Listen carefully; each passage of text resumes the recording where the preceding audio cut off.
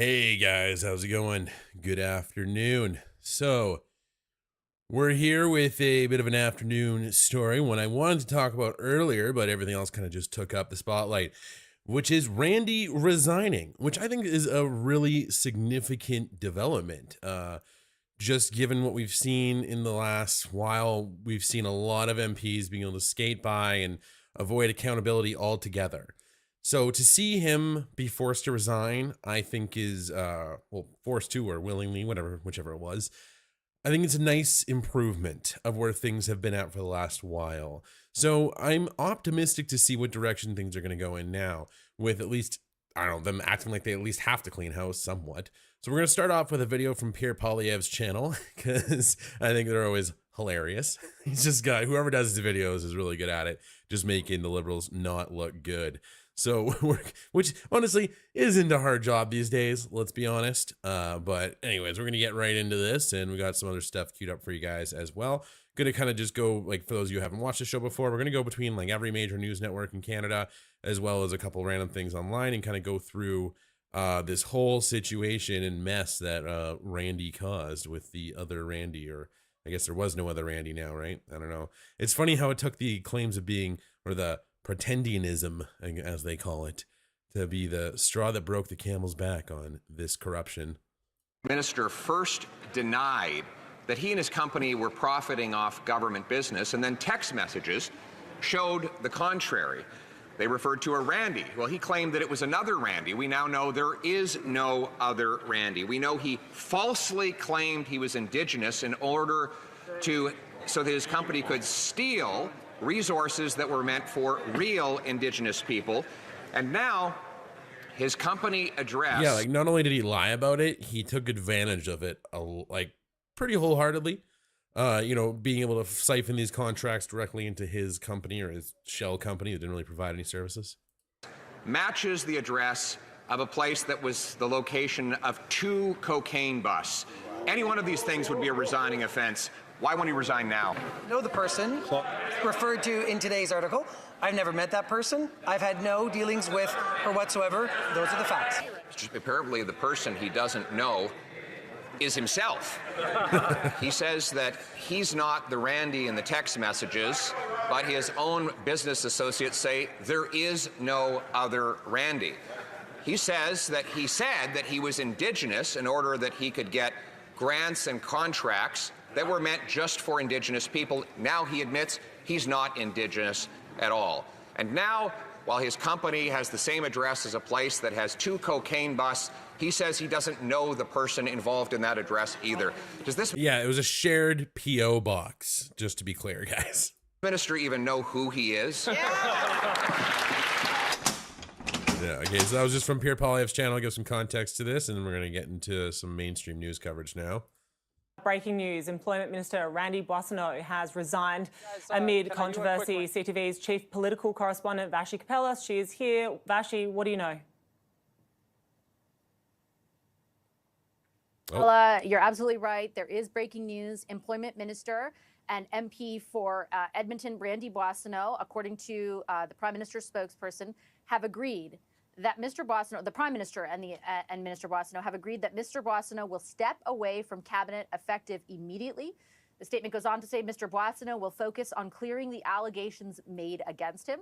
Minister Jeanette Petitbat-Taylor will temporarily assume responsibility as Minister of Employment, Workforce Development and Official Languages, in addition to her role already as Minister of Veterans Affairs. A very, very brief, you can see, statement here from the Prime Minister's office, simply saying that Employment Minister Randy Boissonnault is stepping aside from cabinet effective right now. Yeah, so this happened right after our stream yesterday around noon, I believe. And that he's going to focus, he says, on clearing the allegations against him. Let me provide some background here, because we have been talking for the past few days about how scrutiny on the minister has really been increasing by the minute. He apologized late last week for what he has characterized as sort of shifting claims where his own heritage is concerned. He has identified as Cree at one point, adopted by a Cree grandmother, as well as Métis. He's used different sort of iterations of that in different instances. And that all came to light over the past few weeks, largely due to reporting by the National Post. He was forced to apologize. The Prime Minister, I'm told, actually just walked into question period right now. This message, this statement announcing Boissonnault's resignation, timed very much so that the Prime Minister in the Liberals... It's so funny because yesterday of all days, we chose not to stream question period. Well, I had to go to work, so not chose, but couldn't stream question period. And then this all happened, and that was pretty funny. So I wanted to cover it today at the latest. Woohoo, 250 from Trudeau. Did you get your 250 at Cryptomeria? I don't think anyone's getting it till April, and there's probably going to be some kind of catch or some kind of deadline they're not going to advertise.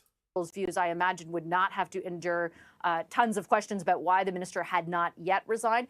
In any event, those questions around what Minister Boissonnault had said or hadn't said around his own heritage have just come to a boil. Yesterday, the NDP joined the Conservatives in very specifically calling on the minister to resign. I should say that the minister insists there's no wrongdoing on his part, that he has said that he has confusion over his identity. Like I said, he apologized last week for that confusion in the way that he termed it.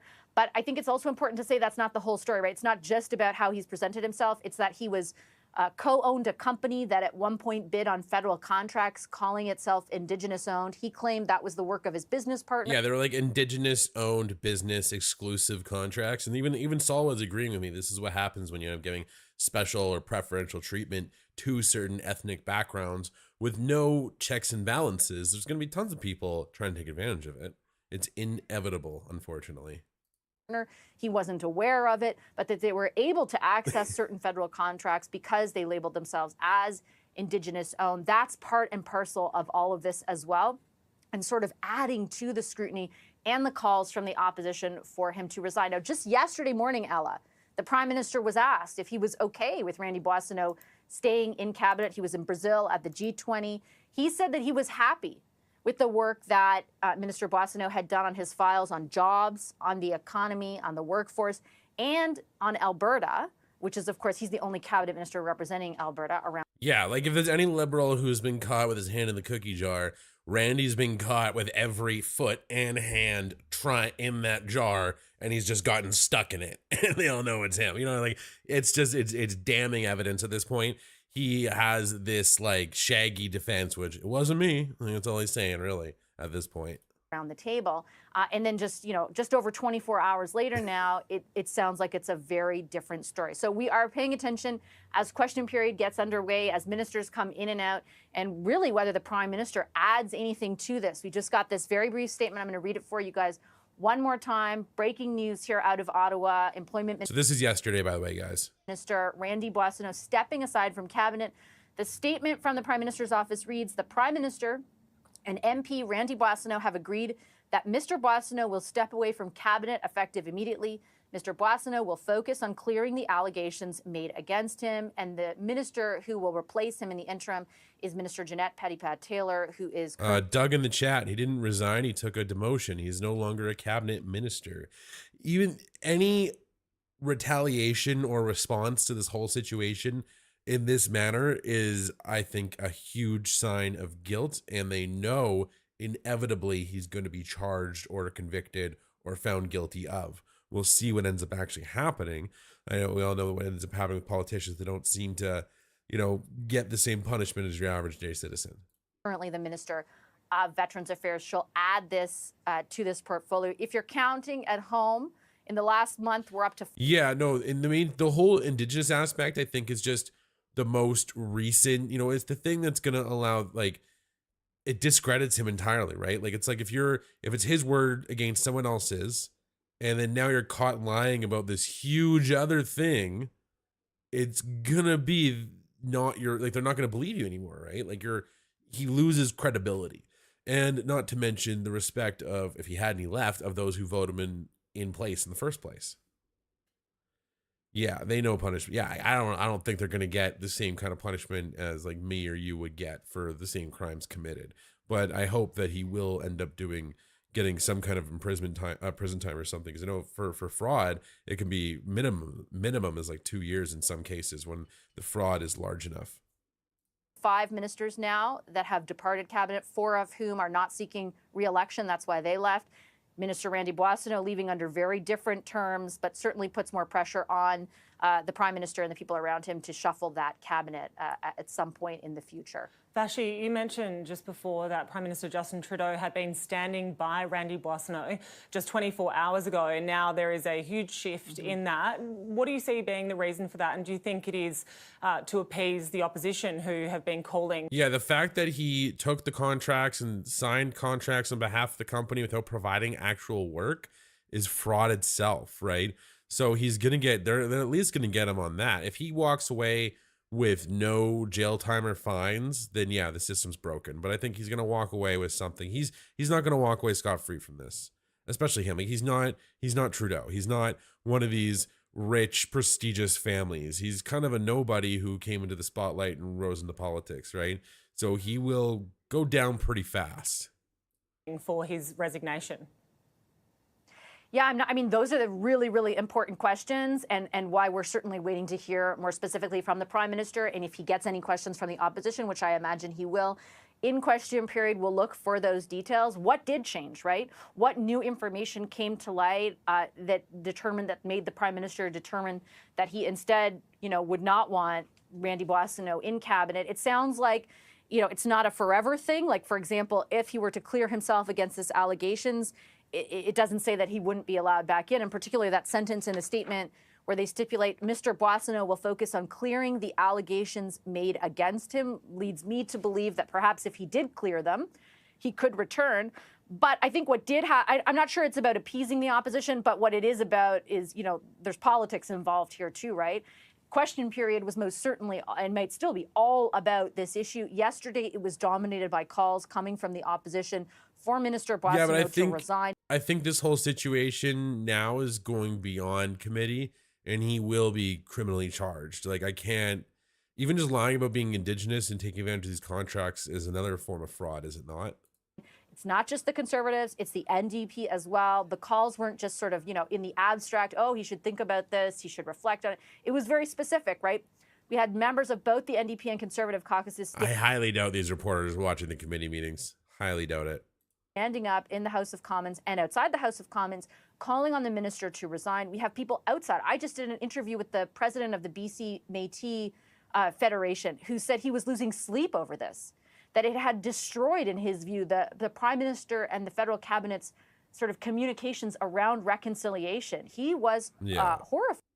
That's what's funny, is that it's this is what happens though, right? When you have an administration like the Liberals, this is the #1 story in the mainstream, right? It's not about all the money that he potentially stole for a company that didn't even do any of the work or provide any services and had no intention of doing any work or providing any services, compared to lying about being Indigenous. It's just, the whole thing is just, it's a train wreck. Okay. It's just an absolute dumpster fire on a train, crashing off a hill down into a river of alligators. Like, that's what this is. And this is a representation of the stability within the Liberal Party, I firmly believe. So I think we're going to see, this is just the start of it all. Like, they're all going to start dropping like flies. They already kind of have been for some time. This is just the one that we've all been wanting to drop for a while. And finally, at least something happened. Debt, doubled the cost of housing, doubled crime with firearms, and doubled the use of food banks. And until a few minutes ago, he had a minister with a double identity. Is the Prime Minister aware of the fact? This is from yesterday's question period, by the way, guys, if you missed it. That the minister in question directed his company when he was in cabinet, and he said he was falsely Indigenous. He's aware of this, and he defended and kept this minister in cabinet. Why did the Prime Minister, why is he so determined to protect the corruption of this minister? The Right Honourable Prime Minister. Yeah, I don't even think they're going to make it 10 months, Greg. I don't think they would be damn lucky. I bet you anything, watch Jagmeet Singh or Sideshow Singh, Sellout Singh, whatever you want to call him, come up with some random reason to have an election conveniently in March, or then he's going to be ready to finally rip it up. Like, the whole thing is ridiculous. And he gets his pension, I think, mid-February.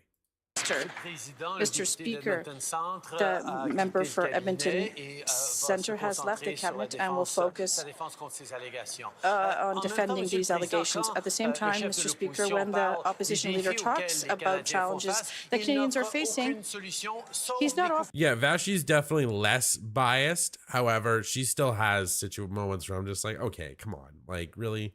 Bring any solutions except for cuts. He wants to cut the dental care program. He will cut the pharmacare program for contraceptive drugs. He will cut daycare spots. He will be cutting when Canadians need investment and growth. The Honourable Leader of the Opposition, Mr. Speaker, the former Attorney General in the Liberal Party, appointed by this Prime Minister, the first Indigenous person in this role, said that this was an insult for a Liberal minister to say they're Indigenous when it wasn't the case. But let's look at the different treatment of these two people. Why did the Prime Minister let go of a true Indigenous woman for having told the truth, while supporting a false Indigenous minister who said falsehoods? The Right Honourable Prime Minister. Okay, well, you guys get the gist of what Mr. this Speaker, exchange was. for a leader.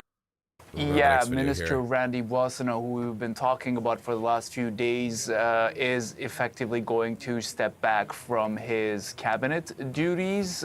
This is an announcement we just got a couple of minutes ago, right before I came onto the air to talk to you. It follows quite a few controversial headlines about the minister.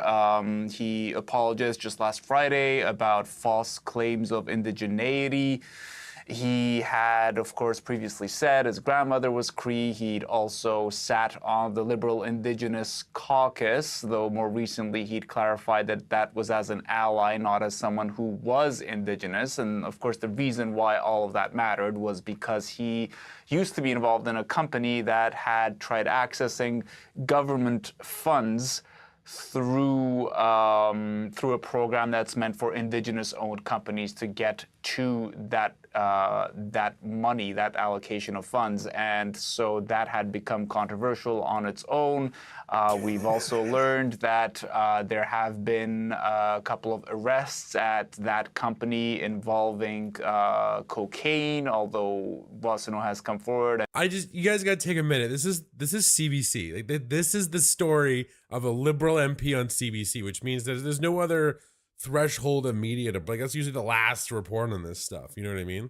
And said, look, this has nothing to do with me. I don't know that person involved. And we also know that Edmonton police are investigating another matter at that company. So this was becoming, you know, a bit of an issue for the Liberals, frankly. They've been spending most of this week answering questions about whether or not Mr. Boissonnault should continue serving in cabinet. He had said up to right now that he would continue to do so, but we now have the statement saying he is stepping away from those duties. Today was, of course, the weekly Liberal caucus meeting. I wouldn't be surprised if this came up inside the caucus meeting, and MPs may have had something to say about it. Yeah, and Rafi, I know you haven't had a chance to look down at your computer because you're just reporting the news that we literally found out, seconds ago.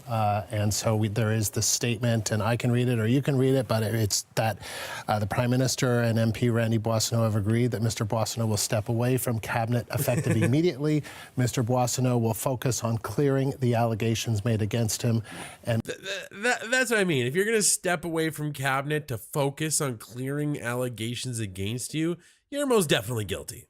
And that just means I'm trying to see if I have any Hail Mary last minute defenses here before it's game over. Because that's basically where he's at right now, right? But yeah, and to what you were saying, Greg, 169 out of the 338 would have to vote non-confidence. Well, the thing is though the Liberals that are upset could go rogue potentially too and fracture, like that party could fracture and vote for a non-confidence vote as well if they got that frustrated. Cryptomeria, defense recommendations. How about bullets, not tampons? Yeah, it's kind of funny because I was trying to find out how much money that actually was to send those tampons. I was having an argument with Saul, and we were trying to put it into real terms of how much money that would be and how much money was wasted on the ones for the men's washroom. And then, yeah, I just couldn't find an answer on it. Yeah, people can be really greedy, Charlene. Like, corruption is inevitable in society, if history's taught us anything, which is just kind of sad. I guess it's just part of the dark side of human nature. Minister Jeanette Petitpas-Taylor will temporarily assume the responsibility as Minister of Employment, Workforce Development and Official Languages. She's also the Veterans Affairs Minister as well. So, Rafi, this is a big moment. And we saw a question period yesterday. The Prime Minister wasn't there. The Prime Minister is there because he was in Rio for the G20, coming back. Prime Minister is there in question period today.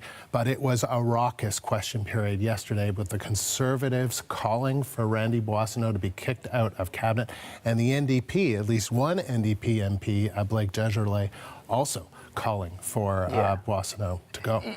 You don't want to be Justin Trudeau in question period answering questions about why this minister won't step down, right? Like, you don't want those clips cut up on social media by the Conservatives. I suspect it's too late for that, though.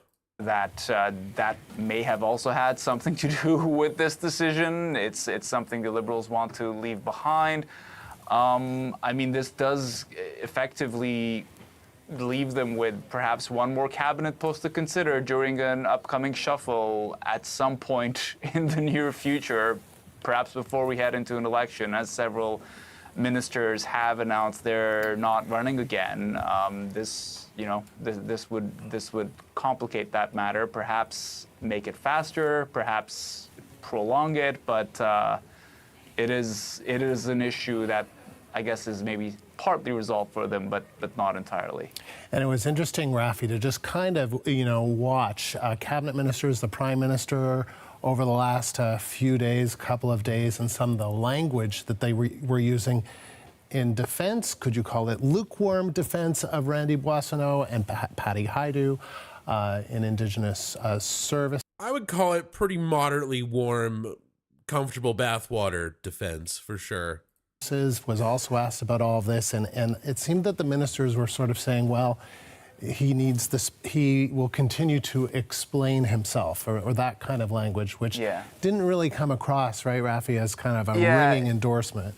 Yeah, it's, things like it's up to him to explain himself, and, we'll take him at his word kind of thing. Nobody was saying, I am fully confident in the minister to stay in his position. Certainly the Prime Minister did not say that when he was asked while on that trip abroad about... I wish they'd play that clip. I'll play that clip after if they don't play it. Which, then makes you think, okay, well, what's coming here? What's going to happen next? We did hear from a couple of Liberal MPs this morning on their way to the caucus meeting saying that Minister Boissonnault should stick around, and he has done a good job in his portfolio. Anthony Housefather noted that Minister Boissonnault stood up for the English-speaking minorities in Quebec over language restriction laws by the provincial government there, and that he should stick around. Other MPs have had similar thoughts, but overwhelmingly, you're right, the reaction has been, it's up to him to explain himself. At one point, Patty Hajdu yesterday even said it is unhelpful for reconciliation for people to say that they're Indigenous when they are not. I mean, that sort of speaks for itself, too. This whole idea, this isn't good for reconciliation. It's just like, oh my goodness. Whatever. Mr. Barrett, on Randy Boissonnault, Global News is reporting that Edmonton police are investigating his company and his former business partner. Do you have any response to that? Well, look, Randy Boissonnault has been proven to be a fraud. He has no business serving in cabinet. He needs to resign immediately. I love how based Michael Barrett is. He's just so based. It's disappointing but not surprising that Justin Trudeau hasn't fired him. Look, this is a cabinet minister who operated a business from the cabinet table. We know that Randy Boissonnault said one thing, but the opposite has been proven true through text messages. We know that his company, while he had a 50% stake in it, was bidding on government contracts, like the one that they received from Canada Post. We know that his company was applying for contracts claiming to be 100% Indigenous owned, when Randy Boissonnault himself has said that that's not the case, that he was falsely claiming to have been Indigenous, thereby disenfranchising and disadvantaging Indigenous-owned businesses. So this is who Justin Trudeau is deciding to keep in his cabinet. It's absolutely unacceptable. And now with new revelations, it's not just fraud cases that are before the courts. Now there is a criminal investigation by the Edmonton Police Service.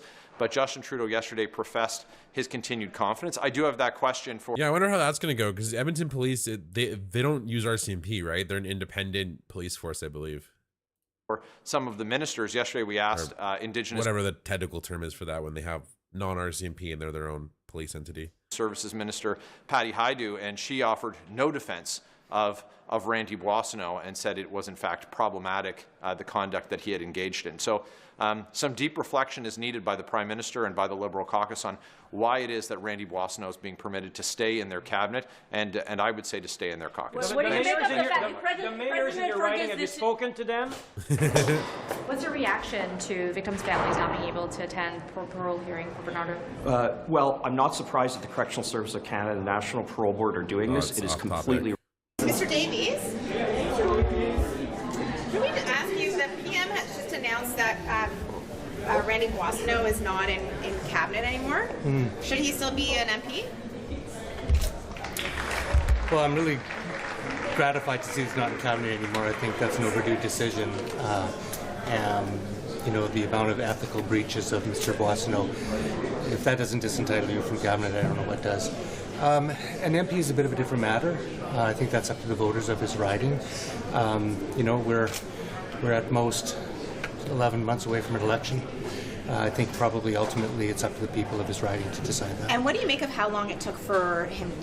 You know, a lot has come out on different issues around him over the last several months, and it's only now. Do you know what the tipping point was, or do you have a sense of why it took this long, or whether it was too long? Well, I think it was too long. I think it speaks to the lack of a strong ethical compass by the Prime Minister and the Liberal government, you know, yeah. Honestly, I never thought I'd agree with this guy, but I agree with him. To have tied up Parliament for this long and to have, you know, subjected, I think, all parliamentarians on this one thing. Don't lose your hats, guys. Keep your shirts on. To the specter of Mr. Boissonneau's repeated egregious behavior, I think damaged the process, and it should have happened much earlier. On dental care, are you concerned that funding for it could dry up if supplementary estimates don't get passed? Well, the funding for dental care was passed in last year's budget. Funding should flow, so no, I'm not worried about that at this point. But Minister Trudeau said it could be impacted by the delayed supplementary estimates. So well, we have a supply bill coming up. I mean that basically is the funds that keep the lights on in government, so to speak. There's a lot of really important things in there: funding for veterans, funding for the Air Force, funding to pay our civil servants. So I'm hoping we can find a way forward to make sure that those funds flow. Thank you so much. Appreciate it. Thanks. Monsieur McKinnon, est-ce que c'était la bonne décision que le Premier ministre a prise du cabinet malgré tout? Je l'ai dit, the Prime Minister, obviously. What I said is both he and the Prime Minister obviously came to a decision, and I can only but respect that decision. But Randy Boissonneau is a colleague that I appreciate very much. Next. Do you think that he has his place in your caucus? Well, it depends which caucus you're talking about. If you're talking about Indigenous caucus, Mr. Boissonneau has never gone to Indigenous caucus as an Indigenous person. I've said this many times. Since 2019, I've been chair of Indigenous caucus. He has never approached me and said, I want to be part of Indigenous caucus as anything but an ally. I've been clear with folks on that, and I'll continue. I've spoke to Randy about that, and you know, I think that part of the discussion needs to be told, is he is not a sitting member of Indigenous caucus as an Indigenous person. But do you think that what's going on around him as a minister, he should maybe resign as a minister, and just to make sure to clear the air on this situation? Well, the thing is, if you believe the Conservative frame on this, which has been disrespectful, disingenuous, and full of hypocrisy, because when they were in power, they didn't handle this file any better. And I don't even know if the Conservatives have an Indigenous caucus. Ask them. But when they come into the House, they pretend that they have all the answers for Indigenous people. It's that kind of thinking that got Harper knocked out by Indigenous people. It's that kind of thinking that had Idle No More. I was a protester before I was an MP, protesting the very things that Harper was doing to Indigenous peoples. So to hear them coming to the House of Commons with their hypocrisy, I don't agree with it, and I don't believe it. And all of the accusations towards Randy, let him have his ability to talk to folks and to hear his story before people claim that he was using this for his own benefit and things like that, because that's not the conversations I've had with Randy. And so that's a frame of the Conservatives, and it's a frame that they're using successfully because the media has bought into what they're selling. But when he was talking about his great-grandmother, what do you know about that? Tell me what did he say about his great-grandmother? He said his full-blooded Cree grandmother, Lucy Brown Eyes. That's what he said. And we can play the clip after if you guys want. Asking a question. Are you what he said he did? Hey Brian, you gotta chill, man. Consider this a warning. There's no point in that. It's not gonna help anyone learn anything. Just chill. Discovered lately more about the heritage of the Smart family. Do you understand, and is it a good enough explanation? I have to repeat, Randy has never claimed to be Indigenous to me. Okay. He said he had family members who were Indigenous, but he's never claimed to be Indigenous to me. And truthfully, there's no one definition for Indigenous people in Canada. There's a definition for Aboriginal people that's been held up in the Constitution of Canada. But then, within the realm of who's a status Indian, it's guided by the Indian Act. Most First Nations would say that Indian Act is wrong and discriminatory. Then you look at who is a Métis. There is no one consensus definition for who is a Métis. And in terms of the Inuit, there is no one consensus definition by law that says who is an Inuit. Race is a social construct. It's not a biological one. Thanks, Dad. But I have to reiterate, Randy has never said to me during the 5 years that I've been chair of Indigenous Caucus that he is Indigenous. And so when I hear people saying that he's a fake and a phony in the House, this is a Liberal MP for people who don't know who he is, and he's an Indigenous Liberal MP. Not accurate. And sorry, so I have to get to QP because I sit behind the Prime Minister. We just learned that Mr. Boissonneau is no longer in the cabinet. Okay. Do you think that I don't know if that's the case or not. I will talk to my colleagues and find out what's going on.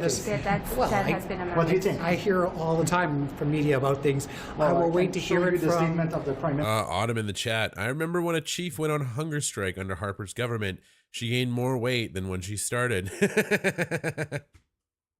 I didn't even know that. I don't know who you're talking about. Let me know, Autumn. That's it. I'm going to get into politics so I can lie, cheat, and steal without consequence. That's the thing. Is it is crazy, right? Like I want to see what's going to happen. We're going to be following this whole story like a hawk just to see and make sure he gets some consequences for his actions here. Minister office. You can read it here. Okay. Well, what do you think? I think that there's tough decisions that the Prime Minister has to make, and that's his prerogative to make based on a number of factors.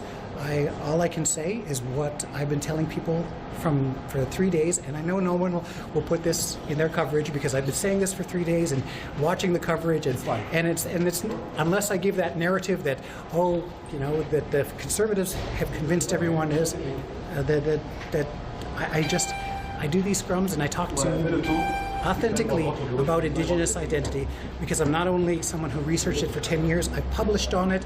You can research Indigenous identity for 10 years? That's a thing? What? And it's not as complicated, it's not as easy as people think it is. You say... Just to understand Indigenous identity, I don't understand. Like, what's your degree in here? He didn't claim to be Indigenous to you or while he was in the Indigenous Caucus, but his former company, when they tried to obtain, the certification that it was an Indigenous company, was it maybe from what I've heard false I'm at the OGO committee that's looking at this right now. There has never been a bid with Randy's name on it that has gotten any kind of funding. But because he didn't get the certification saying this is an Indigenous company, but there was... From the testimony, from what we've heard at committee on that, that's not an accurate description of what's going on. Okay. Anyway, Randy Boissonneau quitte le cabinet, est-ce que c'était la bonne chose à faire? Ce sont les prochaines. It is a prop. It is not. And was attacked. It's a pin in solidarity with the people of Gaza and Palestinian rights. It's a symbol of intention.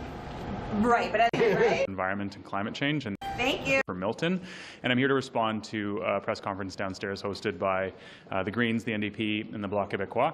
First, I'd like to acknowledge that today is World Children's Day, and it's an important day to recognize that the climate crisis is having and will have a disproportionate impact on the health and the wellness of young people, as well as the future of this planet. I got involved in politics personally. I know that a lot of other people from other parties, as well as the Liberal Party, got involved to fight climate change and to bring forward climate action. And in the last 8 years, our government has undertaken over 100 measures to... Hey, Rob, how's it going? Address emissions, to address the climate crisis, to reduce our impact on the environment. It was in 2012, Chief Teresa Spence. I'm gonna look into that. But also to address the biodiversity loss and crisis, as well as reduce pollution from all sources.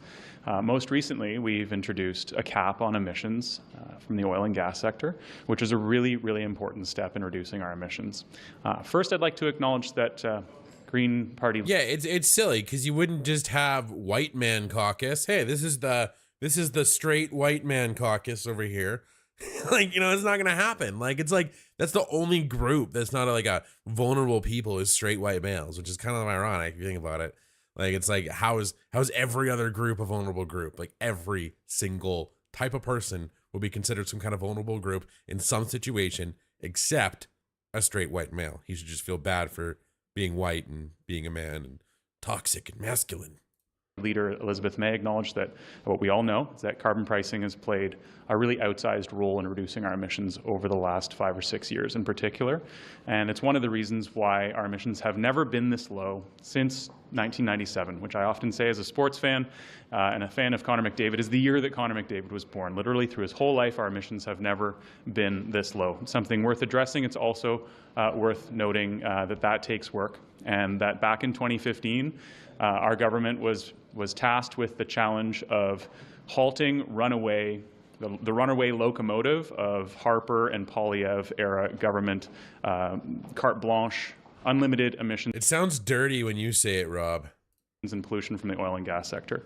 The emissions that we were confronted with in 2015 from Canada were on an upward trajectory, and estimates suggest that if we didn't take the actions that we did, they'd be 30 to 40% higher today than they actually are. We've seen emissions now slow down, then stop going up, and now we've seen them reduce to the lowest levels that they've been since since 1997. But we need to do more. We are 4% away from our enhanced target of emissions being under the 40 to 45% target level below the 2005. Yeah, for sure, Robin. And that's the problem with the Liberal Party. There's no oversight in the right areas to let the corruption's just an out-of-control fire. Mark, and I will say that we are at 36% target, which is higher than was previously made, but we enhanced that ambition. We went a step. Thank you very much, everyone, for being present in this important announcement today.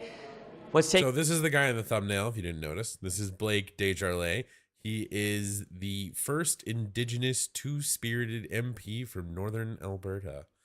For that mouthful of a title, you know, he's very...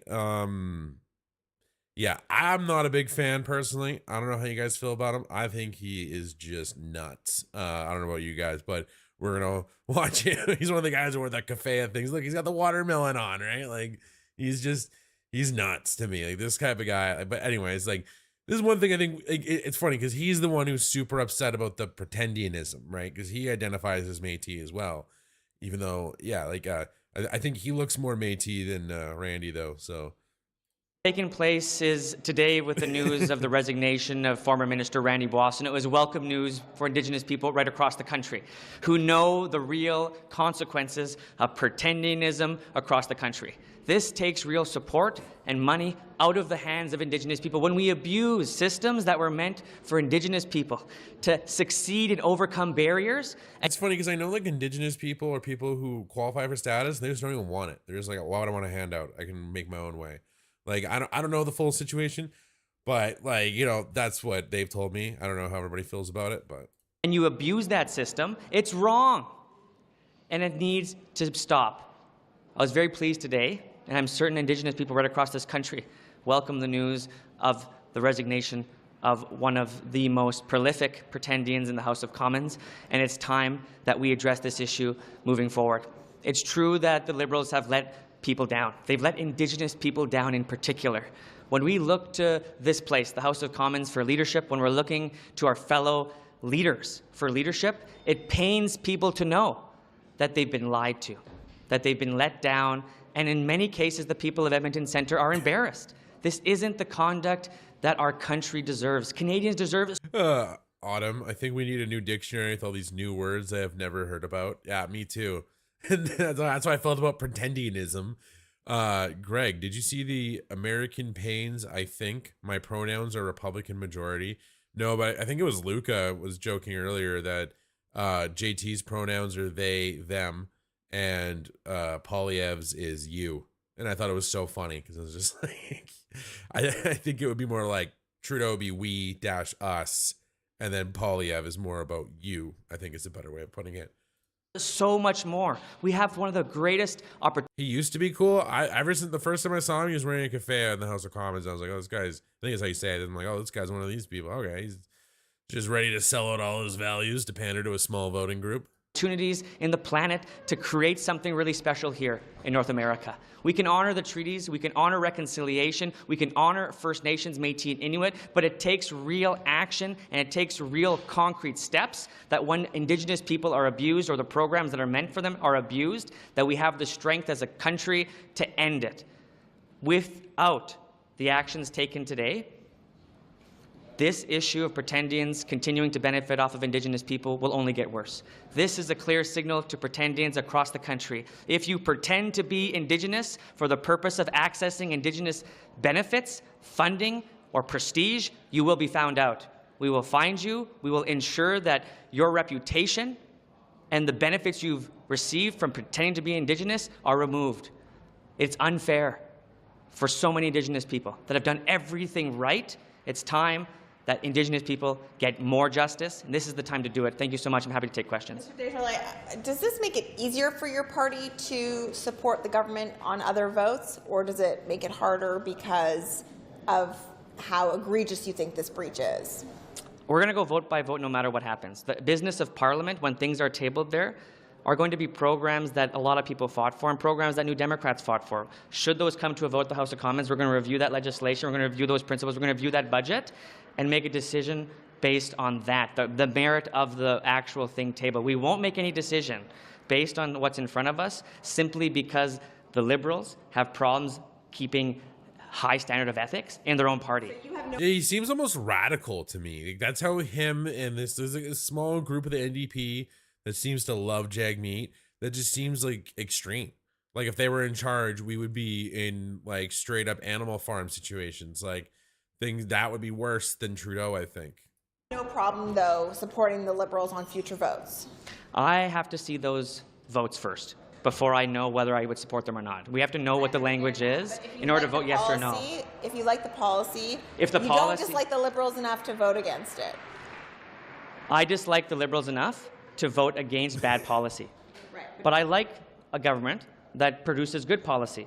I don't know whether or not that government will be I don't know if that will be this government when we see their budget. That's something we're going to have to review when we see it, but it's going to have to be a vote by vote. What about the false statement? Yeah, how are they going to work the GST cuts and the rebates into this too? Well, we have to see it. Like, I haven't seen it, you haven't seen it, no one here has seen it yet. Oh yes, but I do believe that what's happened today is incredibly important. The fact that we got justice for Indigenous people on a very serious issue that's been, Indigenous people have been silently suffering this for a long time. and have been difficult for us to find a way to call this kind of behavior out. And it's a good day for Indigenous people to know that Canadians, Indigenous people, and politicians take this issue seriously, and when and where pretendians exist, we will find them and we will get justice for Indigenous people. Power play yesterday that you were hearing other stories from your constituents or people in Edmonton about Randy Boissonneau using his Indigenous heritage. Can you tell us a bit more about what you've been hearing? See, this is something that predates me even. I'm a new member of Parliament, and there's so much that has gone down before my time as an MP, and we've heard stories for a long time within the community, particularly by Indigenous community members who've heard him say, whether it's behind closed doors or in private gatherings, that he is someone he isn't. They've taken that, of course, and when Indigenous people hear this, they ask, well, you said you're Cree, so is that true? Where are you from?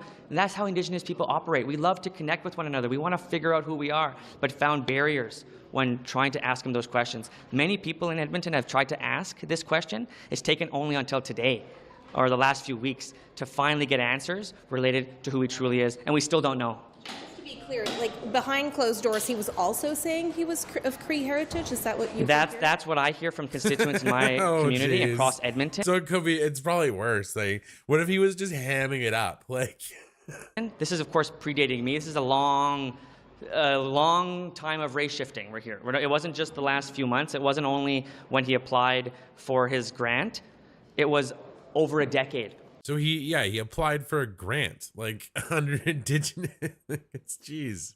Where he's been misrepresenting the truth, and I think some reporters have suggested that and found more credible information related to that claim. But it's something I hear from Indigenous people on the ground. I'm so happy. To Catherine's point, did you hear there are more allegations or just the same story over and over? No, this is the thing. This is the problem. I think is the scary thing. Is there's been multiple claims of multiple different identities.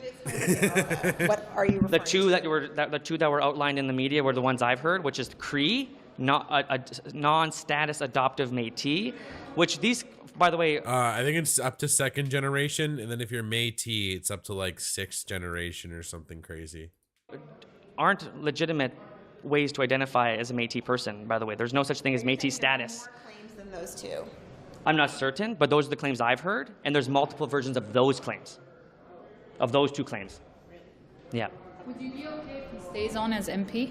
Like, does the news of him resigning go as far as you'd want it to? I think what's important right now in talking about Mr. Boissonneau as a member of Parliament is understanding that we don't have all the facts. That's the part of the issue here. The the Edmonton Police, as we're aware, are investigating his business dealings. Randy's the only one who knows the full truth. Oh, is it 5, Bobby? Like, I don't know for sure, but here. He has to measure and reflect on his own conduct and to answer that question of whether or not he has the integrity to stand as the Member of Parliament for Edmonton Centre. He will have to speak to his constituents and discover whether or not he is fit and able to represent that riding. That's something that people of Edmonton Centre have to decide, and that's something that Randy has to reflect on. Based on what you're saying, that you don't know all the facts, why is it then that you were calling for him to resign from cabinet? Oh, because that's a way bigger level of responsibility. To be a minister in this country, to be a cabinet minister, means to have your direct opinion and power over or influence over the levers of power. To be a backbench MP in the Liberal Party, you never hear of them. You'll never even know they exist, and that's what he's about to become. But in that time, he should reflect deeply as to what is true. The fact that he has perceptions of conflict of interest is simply enough to remove a minister. The fact that he's being investigated multiple times is something now that he has to reflect on, and he has to decide whether or not he should stand as the Member of Parliament for Edmonton Centre. What was the tipping point for you then to call for his resignation? The tipping point came when we had revelations of serious criminal misconduct. We know that the Edmonton Police in my city are currently investigating his former business dealings. This is something I hadn't known last week. That is incredibly concerning to me, that the top police officials in my city are investigating criminal instances of businesses he is directly part of. That alone merits a minister resigning. He then must now cooperate fully with all police services in direct relation to his business dealings. Do you believe the House should still investigate him? Like, do you believe the committee should still be investigating this? What steps do you want to see taken in the House process? I need to see this case fully investigated. We need to have transparency for Canadians. This is a public place we're in right now. Committee. Which committee do you want to see, and what witnesses do you want to see?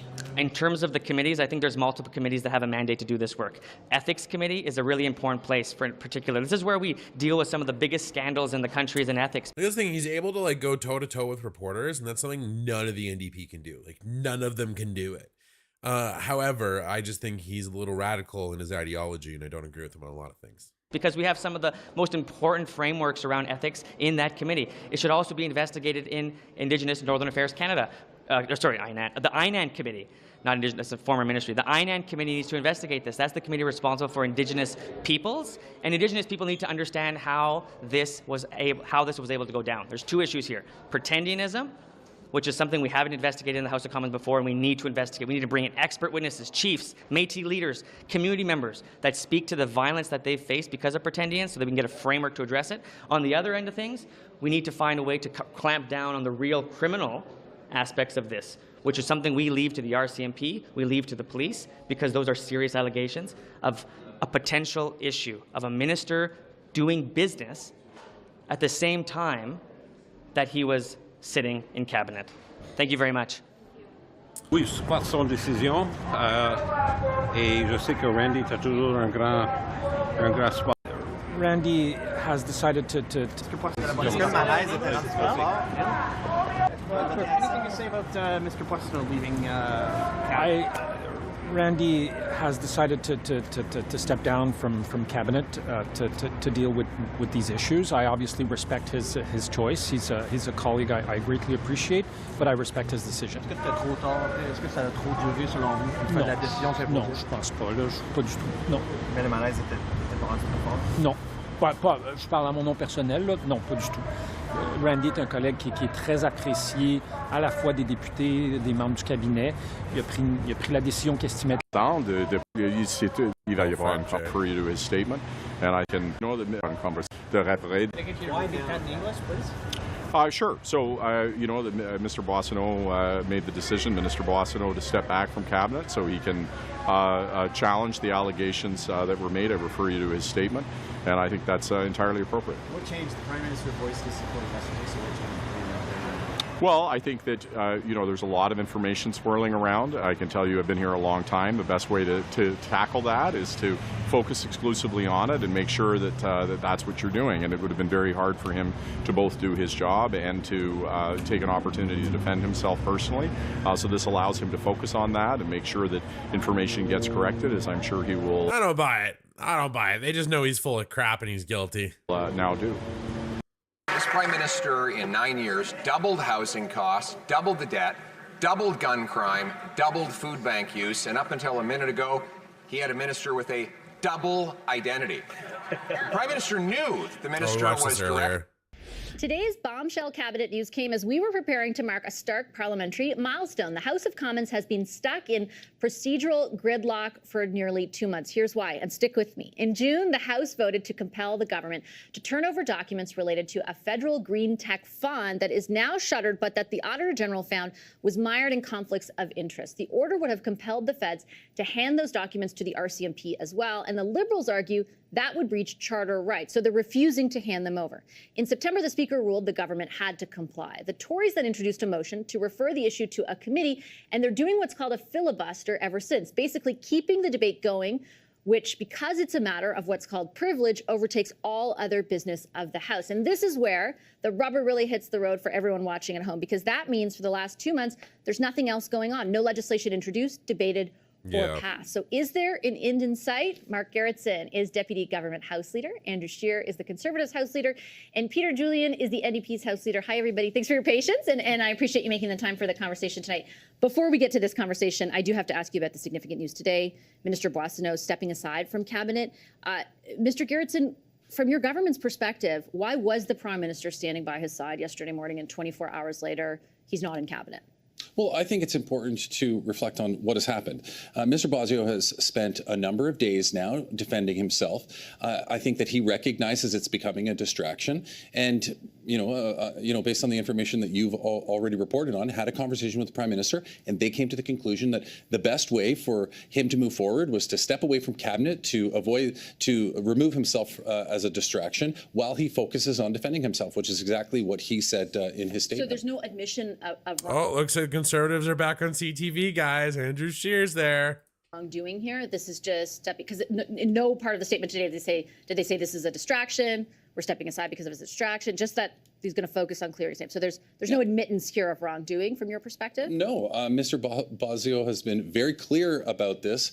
In the statements that he's made in defending himself over the last week, and he's now. Yeah, this is last night from. I think it was last night from CTV. It was last night evening cycle. Said that he is going to take the time to reflect on that and make ssure that he clears his name. Respectfully, based on what you've heard, do you actually feel he has been clear? I think the problem, and certainly I interviewed the president, for example, of the BC Métis Federation today.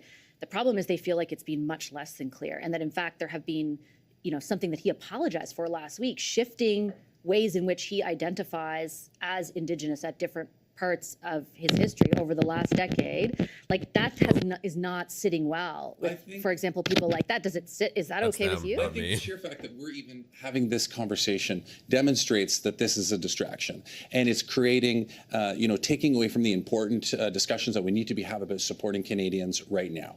And Mr. Boissonnault has recognized that. He's recognized that, and he's made a point of saying, "I'm going to step away after having a conversation with the Prime Minister, and I'm going to focus on defending myself." So I think it's important that we let Mr. Boissonnault speak for himself and demonstrate that for himself. To be fair, I've requested him multiple times. He won't do that. I don't understand what the mechanism is that is going to clear his name all of a sudden. And again, I ask with great respect.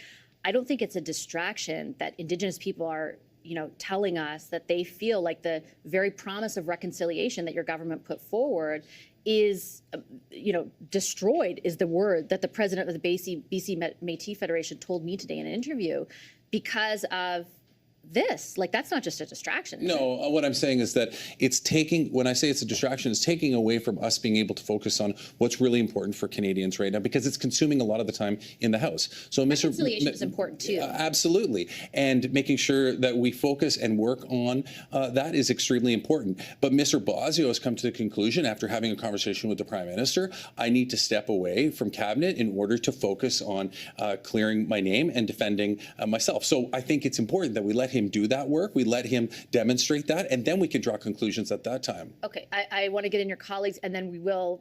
I've left a lot of time for the other discussion that I know we want to have tonight. Mr. Scheer, is there a world? Your party was the first to call for Mr. Boissonnault to step aside.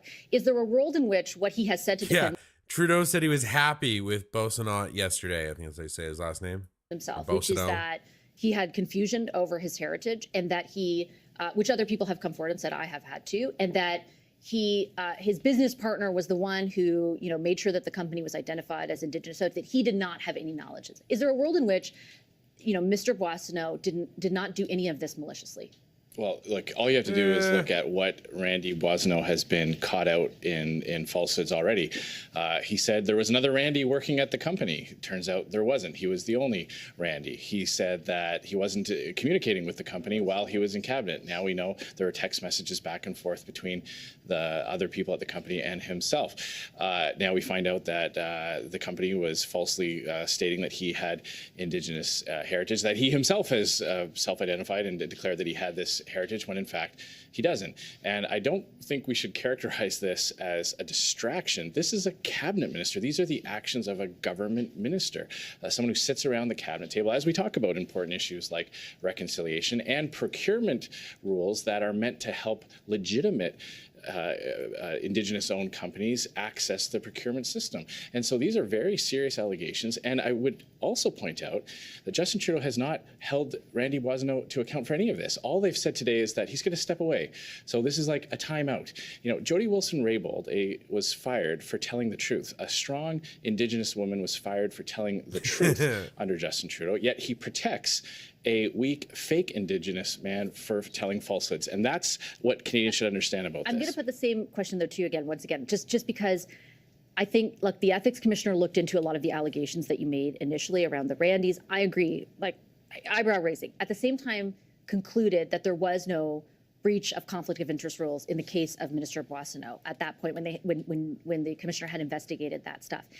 Since that's the conclusion the ethics commissioner arrived at in that instance, is it also not possible that what Mr. Boissonnault was saying to defend himself is also true? Well, I would say if you look at the past untruths that he's been caught in, it's probably a good indicator of... Yeah, like reverse racism or whatever you want to call it essentially just brings more division, in my opinion. When we highlight race positively or negatively, it becomes something we just focus on. Of what's to come in the future. I will also point out there's new information coming to light. The RCMP now saying that they're investigating the Edmonton Police. Thank you. The fact that his company is facing 9 fraud-related charges. So there's a lot more to this. And rather than deal with this right away, 9 fraud-related charges. 9. By coming clean on all of this, Mr. Boissonnault continued. If what Scheer is saying is correct. Really tried to evade scrutiny, was caught out in falsehoods. And again, Justin Trudeau is still not acknowledging that he's done anything wrong. All they've said is that he's taking a timeout, taking a step away. Who knows? Does that mean he's going to be brought back into cabinet after Christmas? They didn't even say why he's doing it, other than just an oblique reference to clearing his name. So there's still a lot more that we need to get answers. Mr. Julian, though, what if, in fact, the Prime Minister is saying that because there is a possibility that Mr. Boissonnault does clear his name? That are you open to that possibility? Like I said to Mr. Scheer, that the defense he has provided is one that is factual, is true, that possibly he didn't do anything wrong. Well, there's a whole bunch of contradictions in his stories. I think Blake Desjardins yesterday on your show was very eloquent in calling for his resignation. There is no doubt that needed to happen. And it does undermine, destroy reconciliation in the same way that the fact that there are dozens of Indigenous communities that don't have safe drinking water, like Laurie Idlut raised today in the House of Commons, has destroyed reconciliation. The fact that it's been more than 2 years since a single call to action of the Truth and Reconciliation Commission has been implemented by this government, that destroys reconciliation. This is a contradiction that I think Mr. Trudeau wears, that as this controversy developed, he did not take action, and Mr. Boissonnault should have resigned days ago. With great respect, do you have any proof that Minister Boissonnault set out to maliciously represent himself in order to do what?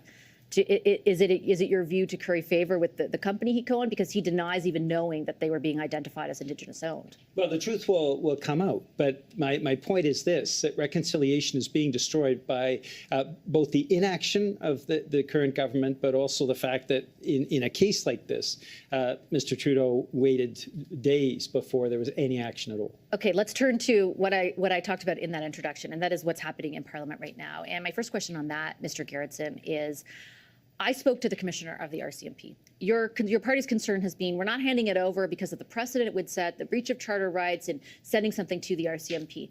He very plainly told me that there's lots of stuff that he's already in receipt of that he isn't sure if he'll be able to use, for example, in court. So he's put it on a USB key. He's put the key, over here. He's kind of isolated it, and he's looking at everything he can do with all the other information. Why is that No, but he technically resigned from cabinet. Not enough? Why can't you just take that and decide to hand everything over as Parliament has ordered you to? But the problem with the question is that you're assuming that all the tactics that have been deployed to this point are justified. For starters, what we have here, and you did a very good job of describing it at the beginning, is we have a motion that the Conservatives have brought forward, which directs this issue to be sent to committee. Now, it's very rare that a party, I don't think I've ever seen it, will actually filibuster their own motion. 188 people have spoken to this by last count in the last 28 sitting days of Parliament. 168 of them were Conservatives. The other 4 parties represent the remaining 20 people.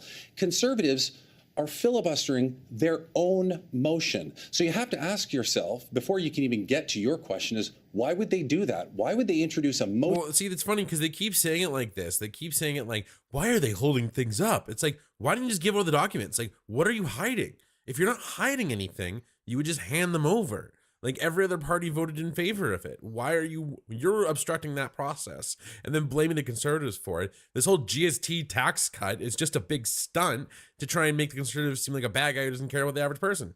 Motion to send something to a committee and then not let us vote on sending it to committee. And that's really where we're at. And they're doing it because they're trying to give you the perception that Parliament just can't function right now. And the only solution right now is to go to an election. That's what they're trying to do. You're sort of assuming something too, in that is actually what you think to be the main question. I'm assuming Whereas that, but you're ignoring the substance of my question is, why aren't you handing over the documents? Right, because the House has made that order. I'm happy to get to that point too, but I just want to be clear that yes, I am assuming their motive, but I have not assumed anything on the premise of my argument. That is all factual as to what's going on in the House.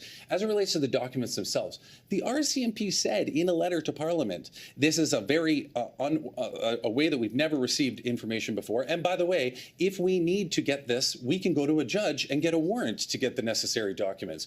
So then why do you care? Because what the Conservatives are doing, why do we care? Because they've said we might not, and you even just said it, they said we might not be able to use that evidence in the manner in which it's being gathered. That's for them to decide. Why is it for you to decide if the House has expressed its will otherwise? There has never been a time in Canada. Yes, see, this is why I like Vasti. At least she's willing to press where it matters. She's not just taking this like CBC will.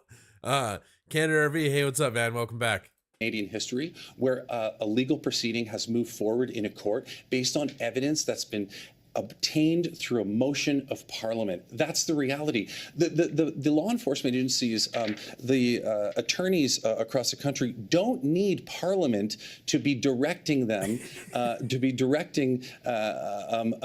evidence towards them. They know how to obtain that on their own. I just don't get why it's for you to decide that. It's not for us to decide. It's the way that our court system is set up. It's the way that our legal system and the justice system is set up. Then let the information get to the issue. Let the RCMP make that decision. Let the courts make that decision. Why are you, as the government, entitled to go against the will of the House? What the government is saying is that they have concerns over handing over this information. They have, and even the Speaker said in his ruling, it is justified the motion that the Conservatives put forward, and the best place for this to go to is committee. So if the Conservatives were to actually let us vote on this and let it go to committee, actually a lot of the answers that a lot of the questions you're asking right now will be answered in committee when we invite the witnesses to come forward to give expert testimony on it. If you just let me finish. Yeah, but the point is that Conservatives know this. They don't want to let it get to committee because they know that if it gets to committee, then the experts will start to come forward and give you the reasons why this is a horrible way for evidence to be gathered in a proceeding why like not this. Send this right? See, he just seems like he's squirming. It's like, why is it such a bad way? You know what I mean? It's just like he's so ridiculous. Right to committee. I don't get it. Like if the committee is going to provide evidence that supports what you want to happen, then what are you afraid of? Well, it's very simple. The House of Commons passed a lawful order for the government to hand over documents to the RCMP. The power for the government to do that is to act on behalf of the taxpayer, the people who pay the money that was abused. And let's remember that for a second. If you'll allow me to just frame this. This was a $400 million scandal. $1 billion slush fund was set up. Liberal appointees started funneling money into their own companies. The Auditor General found $400 million misappropriated and over 180 conflicts of interest. So taxpayers' money that was meant to go and fund innovation to help clean up Canada's environmental record was going to Liberal insiders funneling it into their own companies. So that's the unprecedented nature that we're dealing with. It's because the Liberal scandals have reached new depths that Parliament finds itself in these new areas. And what the House of Commons passed was an order to hand over all the documents to the RCMP. And the Liberals have been fighting accountability and transparency on this every step of the way. It took a whistleblower coming to committee to say it's not just about what's in what the Auditor General found. We have to look at what the motivations were, and that can only be obtained through these government documents. So that's what the RCMP needs to have. But if the RCMP, like taking a step back for a second. Saul was asking that same kind of question earlier today. If the RCMP says, I can't use that information. And I spoke to the commissioner. He said, I'm putting it on CUSB. I'm worried that I won't be able to use it in court, that it will not stand up in a court of law. Can you see how the perception is your party is pursuing this sheerly because of politics and nothing else? Not at all. And something Mr. Garrett said was just outright false. We're not directing the RCMP at all. We just want to make sure that they have access to the documents. The RCMP commissioner did not say that he wasn't going to use them. He just said that they haven't figured out how to do that No, he best had at this concerns. point. He expressed concerns but to me. he actually said, I have the quote, he said, we're not saying a hard no. So what we're saying is, let's let the RCMP do their job. Let's make sure they have access to the documents. Can that be decided by a committee? One second, Mr. Garrettson, let me finish here, Mr. Garrettson. Can that be decided by a committee? Why not? Then why'd you put forward a motion saying it could? No, that can only be done by the government. A committee, we've already ordered the government to hand over the documents. The committee has already done that. The House has already done that. The Liberals have refused. And let's go back to the main point here. If you were a small business owner, if you were a mechanic, and you found out that one of your employees was stealing from you, you could hand over all the documents to the RCMP. The government should have done that proactively. They're quibbling over the fact that there's an order forcing them to do it. They should have done that as soon as they found out about it. And the fact that they... Yeah, he's not wrong. He's like, if you are being accused of something, wouldn't you want to prove your innocence? Wouldn't you clear your name? Didn't tells you everything you know about the motives of Mr. Garrettson's I would just quickly say that RCMP has not identified anyone as being uncooperative at this point. Exactly. They are not handing over the documents to Parliament, but the RCMP is also investigating and hasn't said that they're saying what the RCMP has said is that they're going through the publicly available data.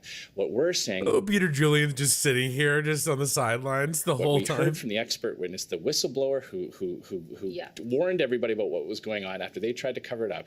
He said that we have to look at the internal email communications, the types of documents that get passed between government departments, because that's where you'll find the motivations and the motives. And that's, he said, that's where the criminality is. 5 seconds and I got to If Mr. Scheer wants people to believe him, he needs to explain why he would put forward a motion that he would then never let pass. Give you a second and then Mr. Julian. The Speaker put a very, very tight constraint on the type of motion that our original motion was to do exactly this, to hold the government into contempt for the refusal to produce it. So it's the Liberals that are choosing to keep Parliament paralyzed. So let's say, okay, at the end of the day, people are watching are going, why am I going to care about this, Mr. Julian? And it's because of that, right? There is no legislation being introduced, debated, passed. I don't understand what your party's position is. To be very clear, you have said the Conservatives are obstructionists. Why are they doing this? They're terrible for doing this. At the same time, you said, but the government needs to hand over the documents. You could aid the government in forcing closure on this and doing exactly what you're laying out for Canadians is the problem, that there's nothing happening in Parliament, but you refuse to do so. Why?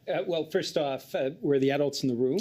We have the Liberals and Conservatives twisting themselves in pretzels with the Conservatives filibustering their own motion, and the Liberals not really giving justification to why, when Parliament passes a motion that the NDP voted for, why they're not sharing the documents. It is very clear. Liberals should share the documents. Conservatives should stop filibustering their own motion. And the reality is it's a scandal that deserves to be examined in the same way. And under the Harper regime, we saw how the Conservatives shut down any inquiry into the ETS scandal. It was $400 million. The G8 scandal, it was $1 billion.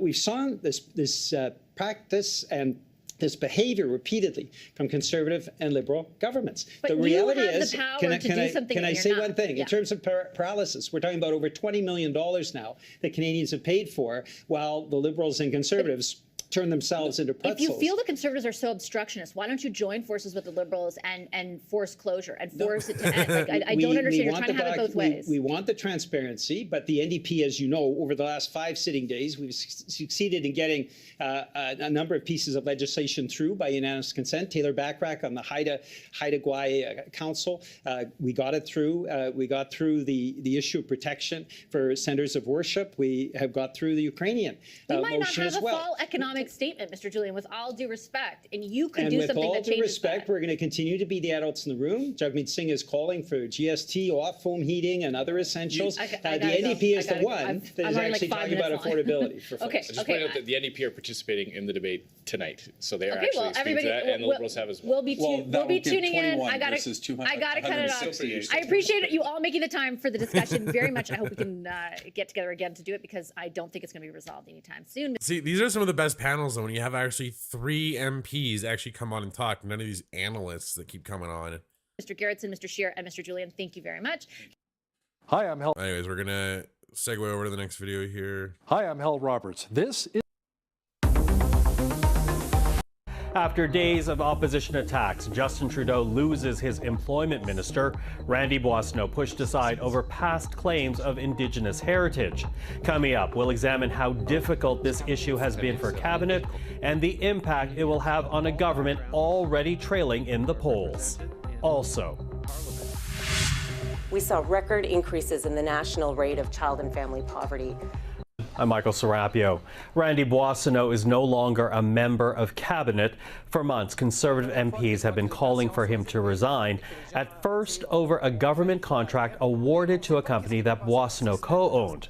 But when Parliament returned this week, the focus of opposition attacks changed, calling on the now former employment minister to be fired because of past claims over his great-grandmother's Indigenous heritage. Yeah, where he infamously in the House of Commons said his grandmother, Lucy Brown Eyes, a full-blooded Cree woman. He didn't specify any details about that it was his step-grandmother, it sounds like. And then he was saying he was adopted into a family with Native. It doesn't make any sense. Like he's kind of got a web of lies that have crossed hairs a little bit here. A report from the National Post revealed this was not true. Mr. Boissonnault apologized, stating the revelation was a surprise to him, but a fire... Yeah, well, he can't... Like, that's the thing is, like, I don't know what the legal implications, like, how would they legally force him to stop being an MP? If he was charged, I don't think that's even exists. I think it's just, okay, don't vote him in again. I think that's all they can really do. Usually they have the grace to step down themselves, but with these Liberals, they don't seem to have any. Storm was set, and just before question period today, while it was announced Randy Boissonnault was out. The Prime Minister knew the minister was directing his business illegally from inside cabinet. He knew the minister had claimed there was another Randy when there was no other Randy. He knew that the minister had falsely claimed to be Indigenous in order to take money away from real Indigenous people, and yet he stood by him up until yesterday. Why is it that he always stands up for corruption on his own side? The member for Edmonton Centre has stepped down from cabinet to focus on clearing these allegations. Well, with more on the development today, we're now joined by Stephanie Levitz, senior parliamentary reporter for the Globe and Mail, and Catherine Levesque, parliamentary reporter for the National Post. Hello to both of you. Hello. Hello. Listen, I want to begin with, what we heard from the Prime Minister in the House. It was also in the statement released today, in that he says that Mr. Boissonnault's departure allows him to essentially address the controversy and clarify what's happening here. Why such wishy-washy language? Does this leave the door open to perhaps maybe one day Mr. Boissonnault makes it back to cabinet? Perhaps it's wishy-washy because the answer here isn't clear as to what's happening, and the issues surrounding Mr. Boissonnault are bigger than the debate currently around his identity, right? It goes into the question of his previous business dealings, now with word that the police are investigating some of those business dealings. So yeah, it was like 9 accounts of fraud or 10 charges of fraud or something crazy. And then also a shared P.O. box with a known drug supplier. There's a whole rap sheet adding up here. There's a lot of things that are swarming. Yeah, they have like 3 opposition days left, but I think Gould has to schedule them or had to schedule them. This is the first time I'm hearing about December 9th, though, Rob. But if that's true, that seems realistic potentially. But I think that they're still not scheduled or were supposed to be scheduled, but they got 3 left, I believe.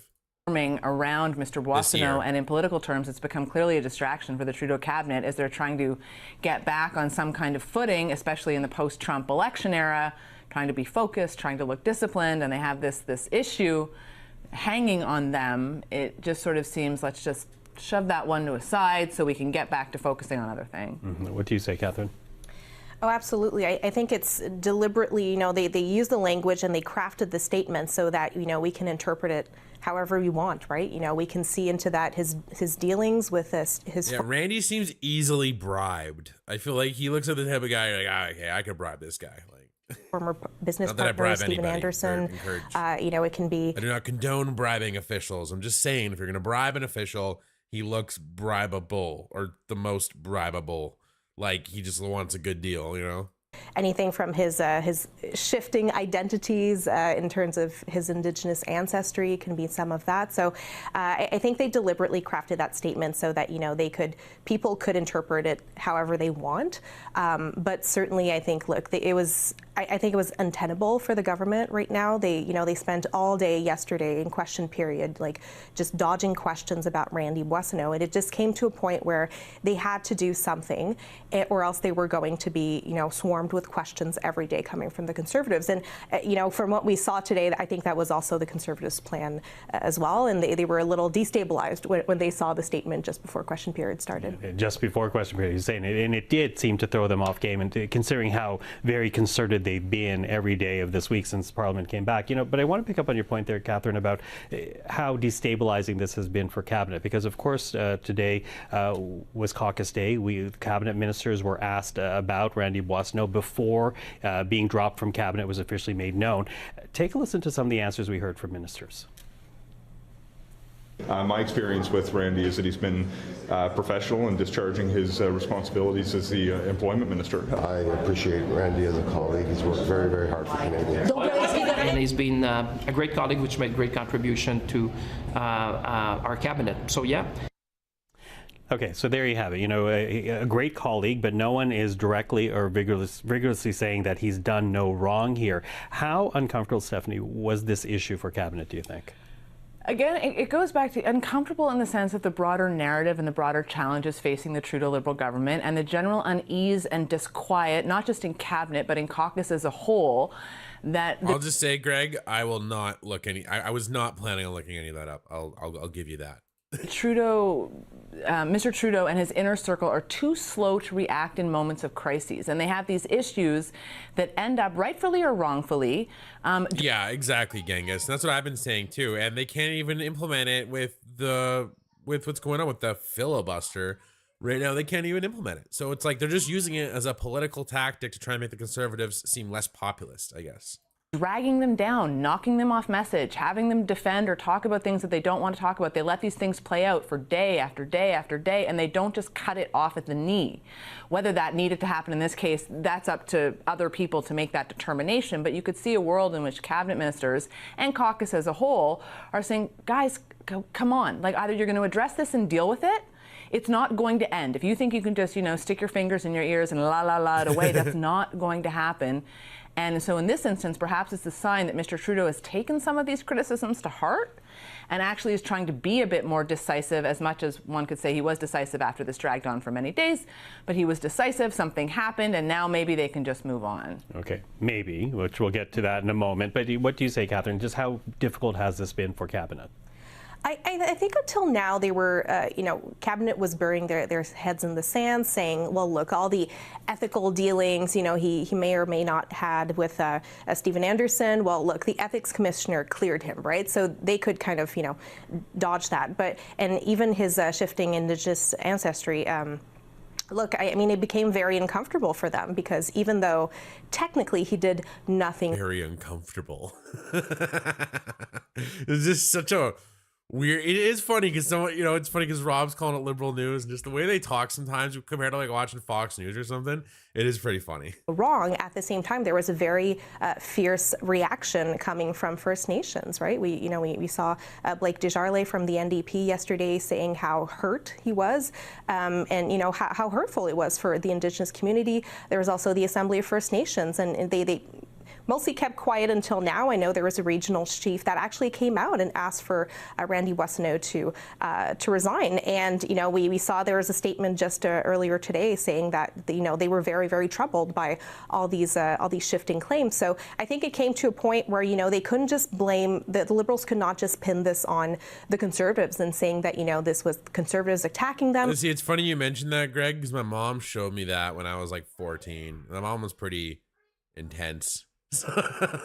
She was like, "You think this is okay? You guys gotta watch this video." And she'd like show us like, I think it was like life or meth and all this crazy stuff that we had to watch. Pretty young age compared to most people, I feel like. At this point, it was also. My mom also worked in like social work and stuff, so she was always really connected to that kind of stuff. But yeah. It really was into their credibility in terms of reconciliation, in terms of all that file was really on the line, so they had to do something. Yeah, it had to do something, and yes, Indigenous claims seems to be the straw that broke the camel's back here. But as you mentioned, Blake Desjardins, he in a news conference today reminded us there still continues to be a police investigation into the business dealing. So Randy Boissonnault is no longer. Yeah, it's like 9 or 10 charges of fraud. Are part of the Trudeau allegations of fraud cabinet. But is this really over for the Trudeau cabinet? I mean, it can't be, because there's a privilege motion that still sits on the order paper that is directly related to this issue, right? And we have these privilege debates right now that are gumming up the works of the House of Commons, that are beginning to raise questions about government spending. How is the government going to keep spending money? And until this privilege matter with Mr. Boissonnault is dealt with on the floor of the House of Commons, they might not get around to spending any more government money. So the ghost of this lingers over West Block still. Lingers? What would you say to that? Absolutely. I think that, it's also not the first time that Randy Boissonnault has played fast and loose with the truth. There was, in the past, he's also said that he was a journalist, whereas, some Livermore actually figured out that that was not the case. He had written a few columns here and there, but he was not a journalist. Now there were these shifting claims about his Indigenous ancestry. And what Mr. Desjardins also said today was that actually this had been a question that has been lurking in Edmonton, in Randy Boissonnault's writing for years. And, a lot of Indigenous peoples actually had a lot of questions about his claims. So, look, I think there are too many issues right now for Randy Boissonnault. I think, he can't be in cabinet right now, and he can't be such a distraction for the government. Yeah, we were talking about it. Yeah, it's like he can't be in cabinet because he's probably guilty, right? And they all know it. A bit off camera before we started, though. It also raises, I think, a big issue for anyone in Parliament, in politics right now, who wants to create an origin story or tell their origin story about, you can't just make it out of the ether. You have to be very clear about what you are sharing with Canadians. And I don't know how clear the lesson has been, considering so many people have gone down over the issue of Indigenous identity already in this country. Do you think that lesson will now sink in, Steph? I mean, this is a government that takes a long time to learn lessons and often seems to need to have them repeated over and over and over again. As we were discussing, there was another former cabinet minister, Mariam Monsef, defeated, no longer elected, but she faced claims back in 2015 over her own origin story. And even when that broke, you did not have, clearly, in this instance, everyone taking a look at the claims they were making and just double checking that what they knew to be true was true. And, to give Mr. Boissonnault perhaps the benefit of the doubt here, it is absolutely fair to conceive of the idea that he was repeating a family story, what he had always been told. We've all been told stories by our parents growing up about our origins, about things. Have we ever fact-checked them? I mean, in journalism. Like, come on, are you kidding me? Really? That's the defense you're going with? Like, talk about just sticking your head right in the sand. I remember being in journalism school and my professor once saying, in journalism, even if your mother tells you she loves you, you check it out. But clearly in politics, that same rule doesn't appear to apply. Yeah, what do you say, Catherine? Is a lesson learned here as we chuckle over the lesson in journalism school? I mean, it should be a lesson, and frankly, all elected officials should learn that lesson right now. I mean, if they're making claims, and especially repeated claims over and over, they should actually check their facts and make sure that what their origin story is. And for Randy Boissonnault, it shifted so many times. He was part of the Indigenous caucus, then he wasn't. Now he's saying he was there as an ally. We can't figure out what the truth. It's almost like he's just lying about everything. Like, why believe a word he says? Like, I believe this could just been a family story he misheard and repeated. It's like, come on, really? Like, go look in a mirror, Randy. Like, you can, come on, tell me, really, buddy. But anyways, we're just about out of time for today, guys. So this is kind of what I've been trying to do for the new format, is going with multiple streams a day. We're going to be doing the question period reactions when we can. Eventually, what was done today will be kind of the end goal, is we're going to be doing about 3 segments a day, anywhere from an hour and a half to 2 hours. That will be kind of my full-time schedule when I eventually do this full-time, which is hopefully the plan, but it just depends on how much support and how fast we grow. Really, once we hit a certain threshold, then I can kind of do that. And when we're at that point, then I can do 3 segments a day, kind of do a morning news segment, reacting to question period, any other House of Commons proceedings and press conferences, and then kind of like an evening news cycle, probably either 3:30 to 5 or 4 to 5:36. That's kind of what I'm thinking. So that's kind of my plan there. But yeah, for now, today was kind of just a pilot to see how it all goes. So far, I think it went really good. Seems like all the regulars had no problem refinding the streams every time we did a new one. If you're in the Discord, I will be posting every time we stream in there as well. And just for all you dedicated fans out there, don't feel compelled to watch every episode. I really hope you don't. We do stream a lot. So it's just kind of with keeping up with the news cycle, it's just kind of required. Otherwise, you fall behind very quickly most of the time, especially when a lot starts to happen. Like even today, I'm seeing all this stuff pop up. I'm like, oh, we could be talking about the GST cut for another 2 hours. But we're going to save that for tomorrow morning. We're going to touch more up on the GST tax cuts, what that means for people, what Poilievre is saying to it, and how the Conservatives are going to posture, what they're going to say about the Liberals, and what it kind of looks like involving that. But yeah, well, I know you will, Rob, and Cryptomeria, and Robin, all of you in the Discord. I know you're pretty much here every episode, and I cannot thank you enough and express gratitude enough, because without you guys, we wouldn't be able to do this. And I got to reiterate, join the Discord if you're not in there now. We continue this, the chat continues off stream in there. Me and Saul are in there a lot. We'll talk. Eventually, as it grows, we'll be doing more events and stuff in there. We'll also be doing things like, kind of like a campfire kind of session where we just kind of like hang out in there off stream and talk to you guys and engage with you guys and get to hear your opinions and stuff. We and yeah, eventually we'll be doing open calls again and stuff as well. But I think we're gonna lean more into the off streaming, hanging out for a while and stuff like that. And if we get any of our dedicated members or fans who really want to come on and talk about something, we're gonna make time for that as well. So let us know what you guys think in the chat and the comments below. Join the Discord. I can't say that enough. Like and subscribe. And we are now 2,000 subscribers and growing. So thanks again to all of you. Cannot thank you enough. Have a good night, and I'll see you tomorrow.